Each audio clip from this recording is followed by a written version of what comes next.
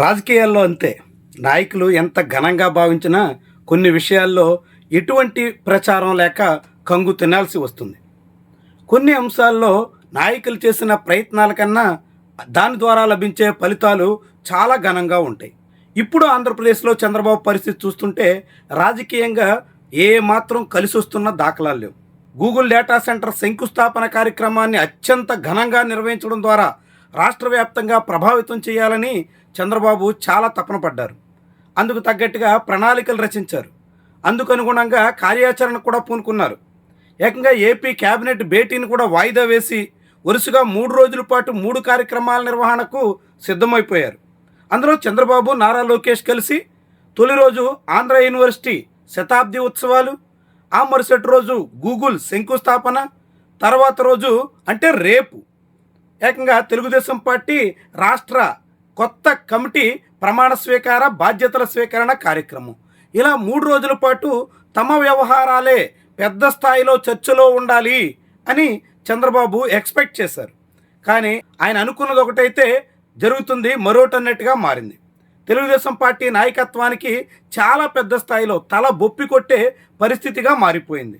నేరుగా చంద్రబాబు నాయుడు చేతులెత్తేసిన చందాన రాష్ట్రంలో పరిస్థితి ఉంది.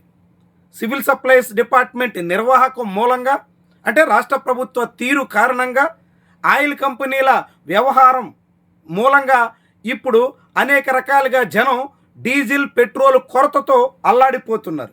ముఖ్యంగా రైతాంగం అయితే తీవ్రంగా సతమతమైపోతుంది.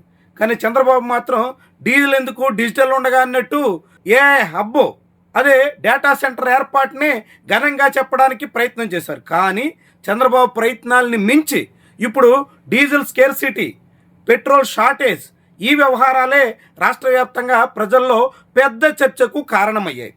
ఇలాంటి తరుణంలో ఈ వ్యవహారాన్ని ఏదో రకంగా రాజకీయంగా హైలైట్ చేయాలనేటువంటి లక్ష్యానికి చంద్రబాబు, నారా లోకేష్ వచ్చినట్టుగా భావించాల్సి ఉంటుంది. గూగుల్ డేటా సెంటర్ పేరుతో అదానీ డేటా సెంటర్ నిర్మాణానికి పూనుకున్న చంద్రబాబు సర్కారు ఈ కార్యక్రమంలో చాలా తీవ్రమైనటువంటి వ్యాఖ్యల్ని చేసేసింది.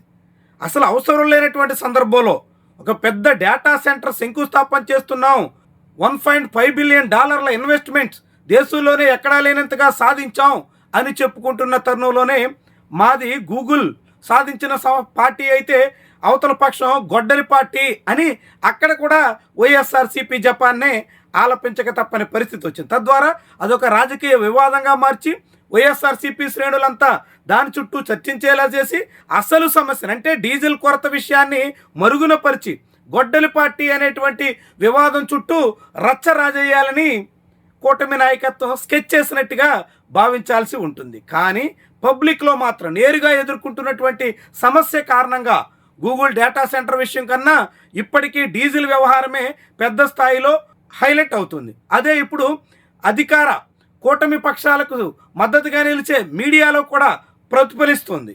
వాళ్ళంతా ఇంత పెద్ద కార్యక్రమం చేస్తున్నా రావాల్సినంత క్రెడిట్ రావడం లేదు అని వాపోవాల్సిన పరిస్థితి వస్తుంది. అంటే రాష్ట్రంలో రాజకీయ పరిస్థితులు ఎట్లా ఉన్నాయో ఇదొక ఉదాహరణగా మనం చూడాల్సి ఉంటుంది. కూటమి నాయకత్వ నిర్వాహకం మూలంగా దేశంలో ఎక్కడా లేనట్టుగా ఆంధ్రప్రదేశ్లోనే పెద్ద స్థాయిలో ఫ్యూయల్ స్కేర్సిటీ వస్తే ఆ విషయంలో సకాలంలో స్పందించి సరిదిద్దలేనటువంటి అసమర్థ సర్కారుగా చంద్రబాబు అబాసుపాలు కావాల్సిన పరిస్థితి వచ్చింది. రాష్ట్రంలో ప్రజలంతా సమస్యలతో సతమతమవుతుంటే దాన్ని వదిలేసి ఇంకేదో విషయాల చుట్టూ తిరుగుతున్నారు అని సామాన్యులు సైతం అనుకునే పరిస్థితి వచ్చింది. తద్వారా ఈ ప్రభుత్వానికి చాలా పెద్ద స్థాయిలో నష్టం జరుగుతుంది. అనేక రకాలుగా సతమతం కావాల్సిన పరిస్థితి వస్తుంది. ఈ తరుణంలో గూగుల్ ద్వారా రావాల్సిన క్రెడిట్ అంతా రావడం లేదని కలత చెందక తప్పని పరిస్థితి వచ్చేస్తుంది.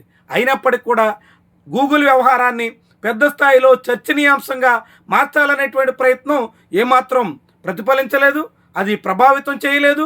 దానికన్నా మించి డీజిల్ స్కేర్సిటీయే ఇంకా సోషల్ మీడియాలో పెద్ద స్థాయిలో హల్చల్ చేస్తుంది.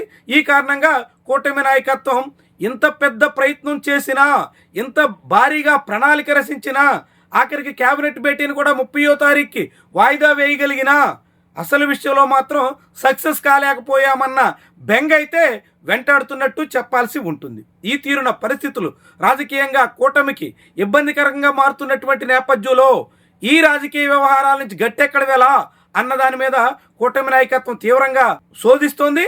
అదే సమయంలో విపక్షం దీన్ని ఒక అస్త్రంగా అవకాశంగా మలుచుకోవడంలో ఆశించినంత చొరవ చూపిన దాఖలాల్లో తిరుపతిలో, విజయవాడలో అక్కడ ఇక్కడ కొద్దిమంది నాయకుల చొరవతో వైఎస్ఆర్సీపీ కొన్ని కార్యక్రమాలు మాత్రమే డీజిల్ కొరత మీద చేపట్టగలిగింది.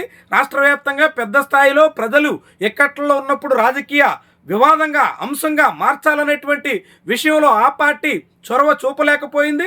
తద్వారా కూటమికి కొంత ఉపశమనం అయితే కలిగించగలిగింది. కానీ ప్రజల్లో మాత్రం ప్రభుత్వ వైఫల్యం తీవ్రంగా ఉందనేటువంటి విషయం వేగంగా వెళ్ళింది. ప్రభుత్వ నిర్లక్ష్యం కారణంగానే జనం అవస్థలు పడాల్సి వస్తుందనేటువంటి అభిప్రాయం బలపడుతుంది. ఆక్వా, వ్యవసాయం ఇలాంటి రంగాల్లో ఉన్నటువంటి వాళ్ళంతా తీవ్ర వ్యతిరేకతతో ప్రభుత్వం మీద మండిపడే పరిస్థితి వచ్చింది. సీఎం సీరియస్ అయ్యారు, సీఎం కారాలు మిరియాలు నూరారు, సీఎం కన్నెర్ర చేశారు. ఇలా సానుకూల మీడియాలో ఎన్ని చెప్పుకున్నా పెద్దగా వర్కౌట్ అయిన దాఖలాలు అయితే ఇప్పటి వరకు లేవని చెప్పొచ్చు.